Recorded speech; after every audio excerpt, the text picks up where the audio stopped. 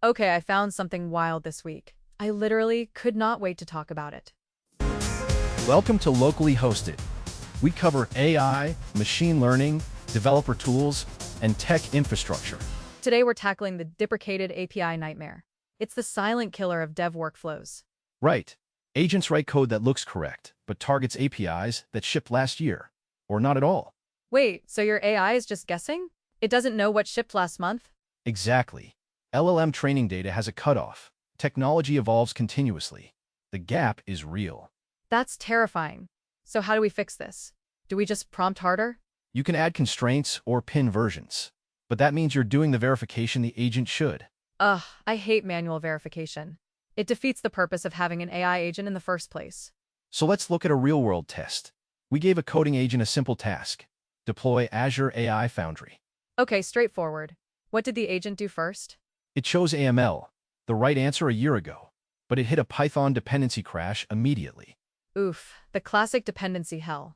What happened next? It debugged for 15 tool calls, reinstalling pip, checking import paths, inspecting .so files. 15 calls. That's an eternity. Did it eventually succeed? It loaded the extension, but the script targeted the deprecated hub and project model. Broken code. So it worked, but it was wrong. That's worse than failing. At least then you know? Exactly. Then we ran the same prompt, same model, but with the Learn MCP server connected. And that changed everything? Just by adding the server? The agent queried Microsoft Learn first, found current guidance, used A's cognitive services, the new API. No dependency crash? No debugging loop? Zero debug steps. It delivered a working deployment script on the first try. Model provisioning, SKU, everything. That's actually insane. The difference was just the documentation source? Yes. Without grounding, it guessed. With grounding, it read the docs. It reasoned over current content. So the agent didn't need to be told which API to use? It just knew? It read the docs. The result was working code on the first try. No manual correction needed.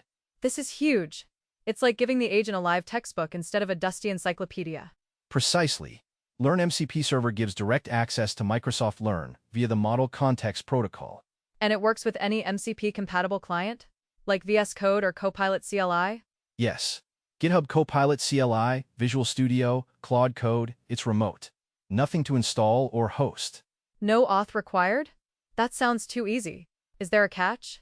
No catch. Just a remote endpoint. https learn.microsoft.com.aipi.mcp.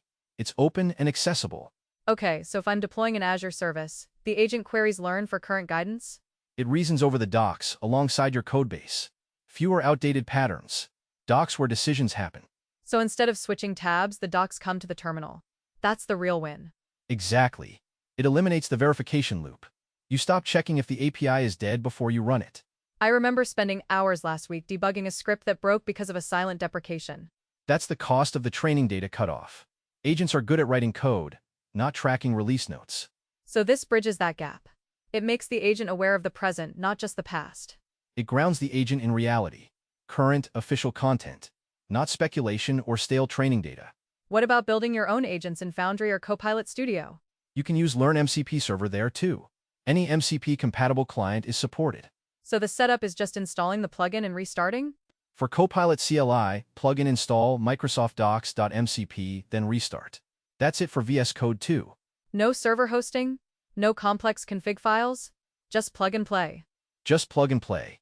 It's remote, secure, and requires no authentication. Zero friction.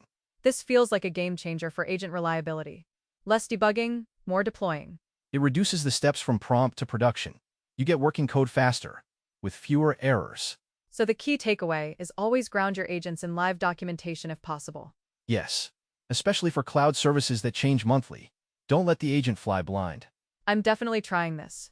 I'm tired of being the human verifier for my AI's mistakes. Let the agent do the verification. You just review the result. That's the future of dev workflows.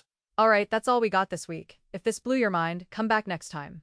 Subscribe to Locally Hosted for more deep dives. Original source is linked in the description. We'll probably break it again. See you next time on Locally Hosted.